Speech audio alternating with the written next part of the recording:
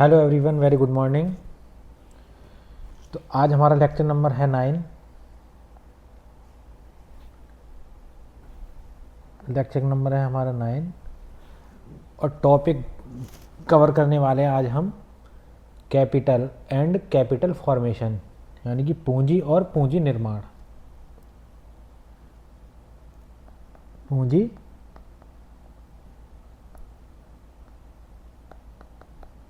और पूंजी निर्माण।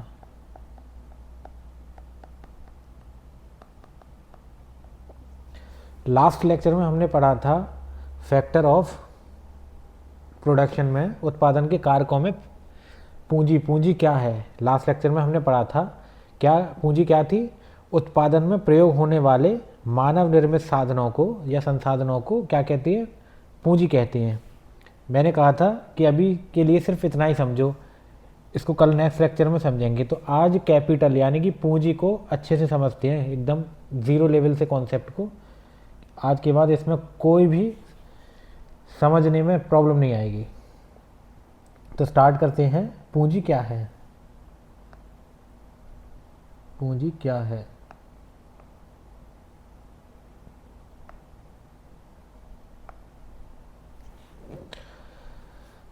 तो हमने पढ़ा था कि पूंजी क्या है कि उत्पादन में यानी प्रोडक्शन में प्रयोग होने वाले क्या मानव निर्मित संसाधनों या साधनों को पूंजी कहते हैं। अब इस लाइन को समझते हैं एक उदाहरण से। मान लो कोई एक व्यक्ति है या आप हो, और आप में से एक का नाम है क्या? समर्थ। समर्थ नाम का कोई व्यक्ति है ये, ठीक है। समर्थ नाम का ये व्यक्ति है। अब पूंजी को समझने से पहले समझते हैं वेल्थ क्या है, ठीक है। वेल्थ में से ही क्या निकलेगी? कैपिटल निकलेगा। अब ये व्यक्ति है क्या है? समर्थ है। समर्थ की वेल्थ क्या है, यानी कि समर्थ के पास संपत्ति क्या है, ये देखते हैं। समर्थ की संपत्तियां क्या क्या हैं? तो समर्थ के पास है क्या? समर्थ के पास मान लो 10 गाड़ी हैं। 10 क्या है समर्थ के पास? गाड़ियां हैं। इसके पास 5 घर हैं। घर हैं या फ्लैट हैं? समर्थ के पास 5 घर हैं या फ्लैट हैं। समर्थ के पास मेन मार्केट में क्या है? शॉप भी है, यानी कि इसके पास 6 दुकान भी हैं, ठीक है। और क्या क्या है समर्थ के पास? समर्थ के पास खेती की ज़मीन भी है, और इसके पास क्या है?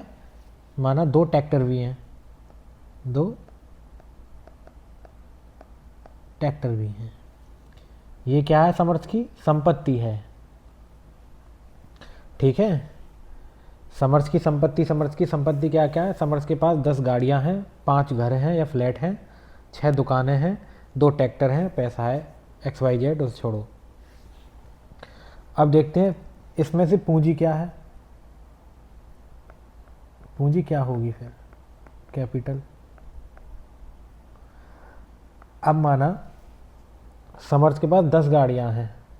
10 में से क्या हुआ? समर्थ ने 6 गाड़ी किस में लगा दी? ओला में लगा दी है। समर्थ ने 6 गाड़ी किस में लगा दी? ओला में। ओला में चल रही है गाड़ी 6। 5 घर या फ्लैट हैं इस पे, तो समर्थ ने क्या किया? इसमें से 3 फ्लैट या घर किस पे दे दिए? रेंट पे दे दिए, यानी किराए पे चढ़ा दिए। समर्थ को उनसे क्या मिल रहा है? रेंट आ रहा है। और 6 गाड़ी जो ओला में लगाई हैं क्या? उससे भी अर्निंग हो रही है, आय हो रही है, ठीक है। इसी प्रकार 6 दुकानें हैं। 6 दुकानों में से मान लो 6 की 6 दुकानें भी रेंट पे दे दी हैं समर्थ ने। रेंट पे ये भी चढ़ा दी, इससे भी इसको क्या मिल रहा है? किराया आ रहा है। 2 ट्रैक्टर हैं, इसमें से एक ट्रैक्टर कहाँ लगा दिया? एक ट्रैक्टर भी किस में? उत्पादन में, यानी कि एक ट्रैक्टर खेतों में जुताई कर रहा है या अन्य कार्य कर रहा है। इससे भी इसको क्या हो रही है? इनकम हो रही है, ठीक है। किसको? समर्थ को। तो समर्थ की जो संपत्ति है, ठीक है, या कह सकते हैं हम समर्थ की या संपत्ति, जो भी संपत्ति है, संपत्ति का वह हिस्सा जो किस में लगा हुआ है, उत्पादन में। अच्छा, ये 6 गाड़ी, 3 फ्लैट, 6 दुकान, 1 ट्रैक्टर, ये किस में लगे हुए हैं? ये प्रोडक्शन ही तो हो रहा है, इससे उत्पादन ही तो हो रहा है। किससे? 6 गाड़ियाँ ओला में लगी हुई हैं, 3 फ्लैट रेंट पे हैं, 6 दुकानें रेंट पे हैं, 1 ट्रैक्टर से भी इनकम हो रही है। ये सारे के सारे क्या कर रहे हैं? ये उत्पादन में लगे हुए हैं। तो हम कह सकते हैं क्या? संपत्ति का वह हिस्सा जो उत्पादन प्रक्रिया में लगा हुआ है या संलग्न है, तो क्या कहलाता है? वो हमारा पूंजी कहलाता है। कह सकते हैं हम संपत्ति का वह हिस्सा जो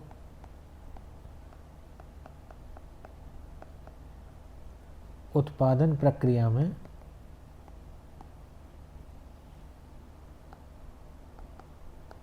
संलग्न है, यानी कि लगा हुआ है, क्या कहलाता है? पूंजी कहलाता है। पूंजी कहलाता है। कैसे? अच्छा, रीजनिंग की दृष्टि से देखें, मान लो ये समर्थ की क्या है? टोटल संपत्ति है, ठीक है। ये होगी समर्थ की वेल्थ सारी। अब इसमें एक छोटा सा हिस्सा क्या है? ये हिस्सा, ये क्या है? किस में लगा हुआ है? ये लगा हुआ है उत्पादन में। तो ये क्या कहलाएगा? पूंजी कहलाएगा। तो हम कह सकते हैं संपत्ति का वह, यानी वेल्थ का वह हिस्सा जो उत्पादन प्रक्रिया में संलग्न है, क्या कहलाएगा? पूंजी कहलाएगा। जैसे ये ओवरऑल क्या है? समर्थ की संपत्ति, इसका ये वाला हिस्सा किस में लगा हुआ है? उत्पादन में। तो ये क्या कहलाएगा? ये पूंजी कहलाएगा। अब आप कहोगे हमने अभी लास्ट लेक्चर में क्या बताया था कि उत्पादन में प्रयोग होने वाले मानव निर्मित साधनों को पूंजी कहते हैं। क्या बताया था हमने?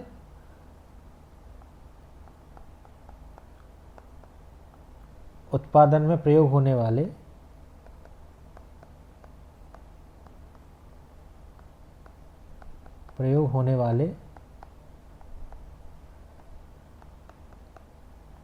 मानव निर्मित साधनों या संसाधनों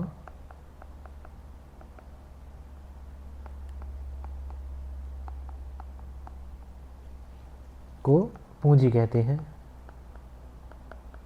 पूंजी कहते हैं। अब मुझे ये बताइए, ये जो है 6 गाड़ी है, जिसको हम इसकी संपत्ति का वह हिस्सा जो उत्पादन प्रक्रिया में संलग्न है, पूंजी कहलाता है। मतलब जो 6 गाड़ी हैं, 3 फ्लैट हैं, 6 दुकान हैं, 1 ट्रैक्टर हैं, क्या ये मानव निर्मित नहीं है? मानव निर्मित साधन ही तो हैं, और ये किस में लगे हुए हैं? उत्पादन प्रक्रिया में लगे हुए हैं, तभी तो ये पूंजी कहलाई हैं। यानी कि दोनों परिभाषाओं से हम समझ सकते हैं, या तो संपत्तिवादी से समझ लो, संपत्ति का वह हिस्सा जो उत्पादन प्रक्रिया में संलग्न है, पूंजी कहलाता है। यह सिंपल सी बात है, उत्पादन में प्रयोग होने वाले मानव निर्मित साधनों को, कौन से साधन? मानव निर्मित साधनों को पूंजी कहते हैं। क्लियर है ना? या सिंपल तुम्हारी समझ में ऐसे आए, संपत्ति का वह हिस्सा जो उत्पादन प्रक्रिया में संलग्न है, पूंजी कहलाता है। अब एक क्वेश्चन आता है या एक भ्रम है, क्या पैसा पूंजी है? अभी तक हम समझते हैं क्या पैसा पूंजी है। प्रश्न होता ही नहीं होता, मन में आता है, क्या पैसा जो है पूंजी है?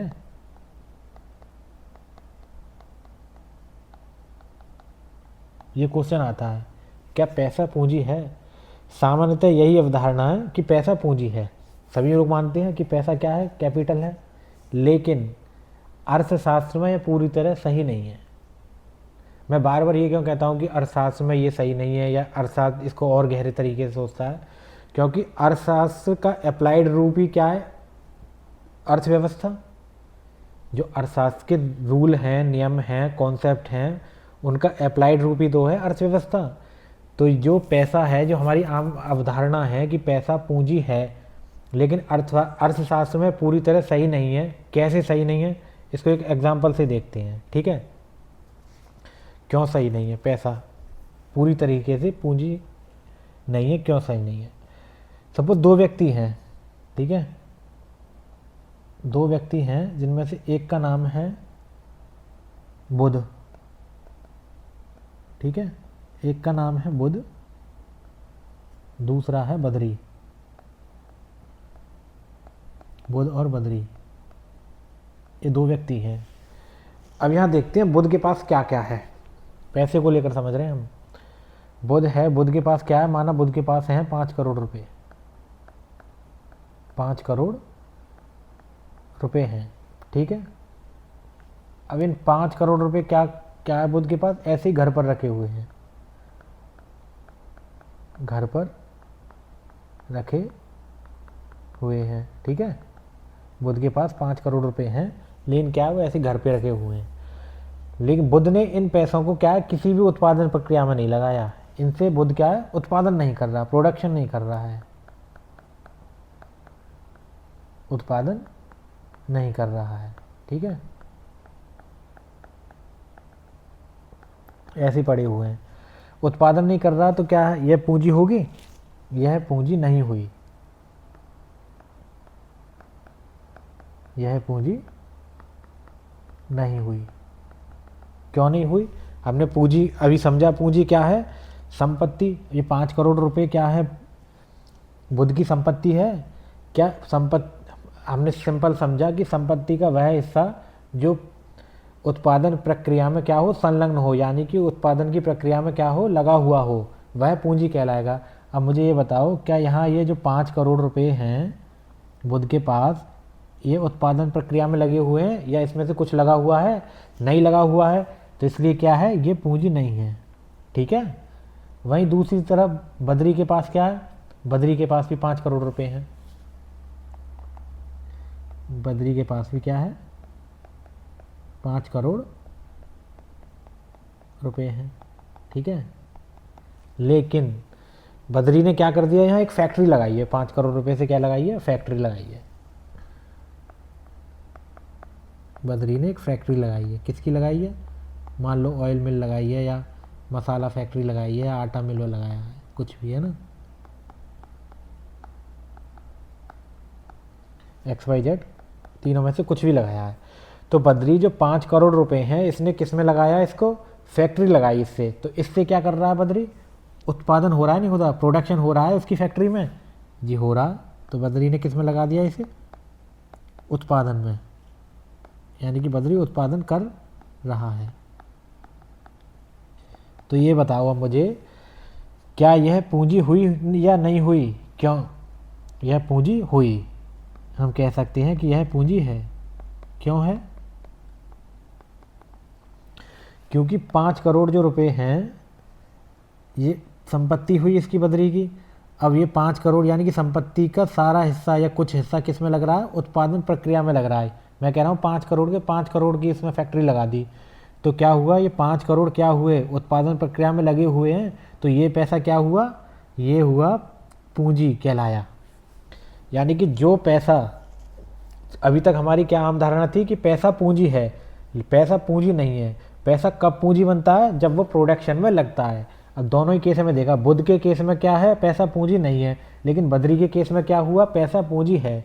तो हम कह सकते हैं पैसा कब पूंजी होगा? जब वह किस में लगेगा? प्रोडक्शन में लगेगा या उत्पादन प्रक्रिया में लगेगा, तो पैसा पूंजी होगा हमारा। तो आई होप आपको ये समझ में आया होगा अच्छे से। नेक्स्ट टॉपिक है हमारा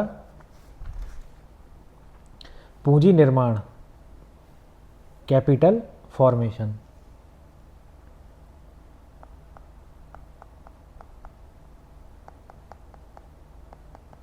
पूंजी निर्माण,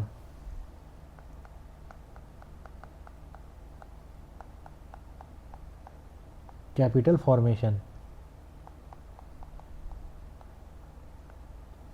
नाम से ही पता चल रहा है पूंजी निर्माण, यानी कि पूंजी का निर्माण होना। कैपिटल फॉर्मेशन क्या है, ठीक है। तो पूंजी निर्माण क्या है? पूंजी निर्माण क्या कब होगा, कैसे होगा, क्यों होगा, इसको समझते हैं। सबसे पहले एक एग्जांपल लेते हैं। माना कोई व्यक्ति है, ठीक है, एक व्यक्ति है या दो व्यक्ति है, माना एक है हमारा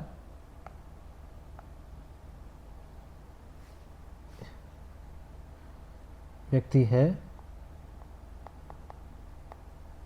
अमित,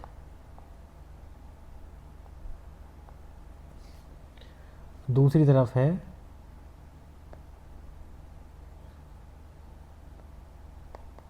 नमन। ये दो व्यक्ति हैं, ठीक है। अब क्या है, अमित जो है, अमित कमाता है कितने, सालाना या मंथली मान लो, मंथली इनकम है, सालाना मान लो, सालाना इनकम है अमित की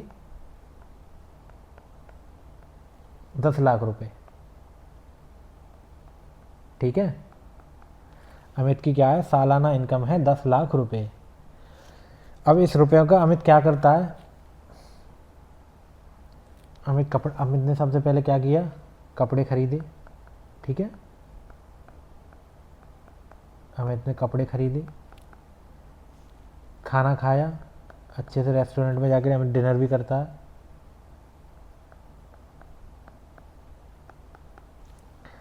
अच्छा, अमित डेट पर भी गया, डेट पर भी गया, वहाँ भी खर्च हुए पैसे। ट्रिप पे भी गया, ट्रिप पर भी पैसे खर्च कर दिए अमित ने। तो कुल मिला के अमित ने क्या किया, पार्टी भी करी अमित ने, पार्टी भी की। तो लास्ट में क्या हुआ, अमित ने 10 लाख के 10 लाख रुपए क्या हुए, सारे के सारे खर्च कर दिए। अब यहाँ क्या हो गई, अमित की बचत यानी कि सेविंग हो गई 0। अमित के पास कुछ नहीं बचा, 0 हो गई। अब जब बचत 0 हो गई तो ये बताओ अमित क्या कहीं इन्वेस्टमेंट कर सकता है, नहीं कर सकता। क्यों, क्योंकि उसके पास पैसे ही नहीं है, सेविंग 0 हो गई। तो सेविंग 0 हो गई तो इन्वेस्टमेंट क्या होगी, इन्वेस्टमेंट भी 0 होगी, यानी कि निवेश भी क्या होगा, 0 होगी। निवेश यानी कि इन्वेस्टमेंट भी 0 होगा, ठीक है। अब इन्वेस्टमेंट भी 0 होगा, तो क्या इससे पूंजी निर्माण होगा, नहीं होगा। क्यों नहीं होगा, क्यों नहीं होगा, क्योंकि उसके पास कुछ है ही नहीं। जब ये उत्पादन ही नहीं होगा तो पूंजी निर्माण नहीं होगा,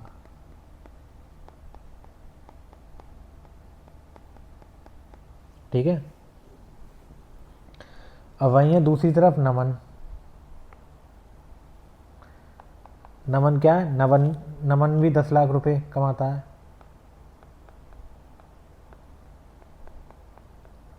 पर मंथ मान लो या पर ईयर मान लो, ठीक है। इसने क्या किया, 10 लाख में से इसने मान लो 2 लाख रुपए सारा कुछ खर्च करके 7 लाख रुपए क्या हुआ, 7 लाख रुपए नमन ने कर दिए खर्च, ठीक है। इसने बचत कितनी की, बचत करी इसने 3 लाख की, ठीक है। 3 लाख की बचत करी, जब बचत होगी तो निवेश भी करेगा। तो इसने इन्वेस्टमेंट यानी कि निवेश किया कितने का, 3 लाख का। किस में किया, मान लो इसने प्रिंटिंग प्रेस खोली या कुछ भी खोला, प्रिंटिंग प्रेस, ठीक है। प्रिंटिंग प्रेस की, इसमें इन्वेस्टमेंट किया। तो प्रिंटिंग प्रेस की तो इससे क्या होगा, उत्पादन होगा नहीं होगा, हाँ होगा सर। उत्पादन यानी कि प्रोडक्शन होगा, प्रोडक्शन होगा तो क्या होगा, इनकम होगी। प्रोडक्शन होगा तो इनकम होगी, यानी कि आय भी होगी। आय होगी तो इससे क्या होगा, पूंजी और बनेगी, यानी कि पूंजी निर्माण होगा, पूंजी निर्माण होगी। समझ में आया। अमित के पास थे कितने, 10 लाख रुपए। इसने मौज मस्ती में, खाने पीने में, डेट पर, ट्रिप पर, पार्टी में, सब में उड़ा दिए। इन्वेस्टमेंट होगी यानी कि बचत होगी इसकी क्या, 0। बचत 0 होगी तो इन्वेस्टमेंट भी जीरो होगा। इन्वेस्टमेंट जीरो होगा तो उत्पादन कुछ होगा नहीं और पूंजी निर्माण भी फिर नहीं होगा। वहीं दूसरी तरफ क्या है, नमन के पास भी सेम 10 लाख रुपए थे, 7 लाख रुपए उसने खर्च किए और बचत की उसने, सबसे महत्वपूर्ण है इसमें क्या, सेविंग की उसने क्या, 3 लाख रुपए। उसके बाद इन्वेस्टमेंट भी की 3 लाख की, किसमें, प्रिंटिंग प्रेस में, यानी कि वो प्रोडक्शन कर रहा है, उत्पादन कर रहा है। उससे क्या हो रहा है, आय हो रही है। आय से क्या हो रहा है, कैपिटल और जनरेट हो रहा है, यानी कि पूंजी निर्माण हो रहा है। तो हम कह सकते हैं पूंजी निर्माण क्या है, पूंजी निर्माण क्या हुआ इसमें, बचत को, जो हमारी बचत थी, बचत को क्या, निवेश में बदलकर, जो बचत है 3 लाख रुपए, बचत को निवेश में बदलकर नई पूंजी का निर्माण करना ही क्या कहलाएगा, पूंजी निर्माण कहलाएगा। या हम कह सकते हैं पूंजी निर्माण वह प्रक्रिया है, पूंजी निर्माण वह प्रक्रिया है जिसमें किसी एक व्यक्ति या समुदाय की बचत को निवेश कर उत्पादन में लगाया जाता है। तो लिखेंगे, नोट कर लेंगे, क्या लिखेंगे, पूंजी निर्माण वह प्रक्रिया है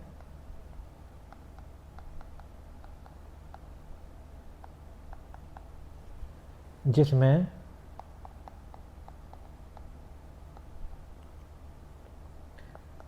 किसी एक समुदाय या व्यक्ति, समुदाय लिखो, समुदाय की बचत को निवेश कर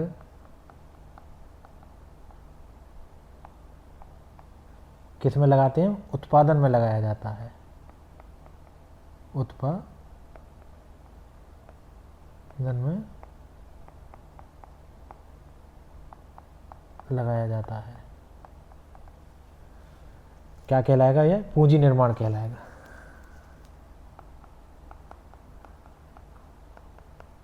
पूंजी निर्माण कहलाता है। सिंपल सी बात है, पूंजी निर्माण यानी कि पूंजी को और बढ़ाना है। किससे होगा, सबसे पहले क्या होगी, आपकी आय होनी चाहिए, होगी ना। आपने सपोज कमाया, क्या कमाया, आय कमाई आपने, आपकी आय हुई जो भी है, आय में से आपने क्या किया, सेविंग की, यानी कि आपने क्या की, बचत की, ठीक है, आपने बचत की। बचत को क्या किया, इन्वेस्टमेंट यानी कि निवेश किया, किसी में भी किया आपने, चाहे बचत से निवेश किया। निवेश करोगे, निवेश से क्या होगा, उत्पादन होगा, उत्पादन अधिक होगा या पूंजी निर्माण होगा, निवेश से ही तो पूंजी निर्माण होगा ना। उत्पादन करोगे जब भी तो पूंजी निर्माण होगा, उत्पादन, ठीक है, उत्पादन से क्या हुआ, पूंजी निर्माण।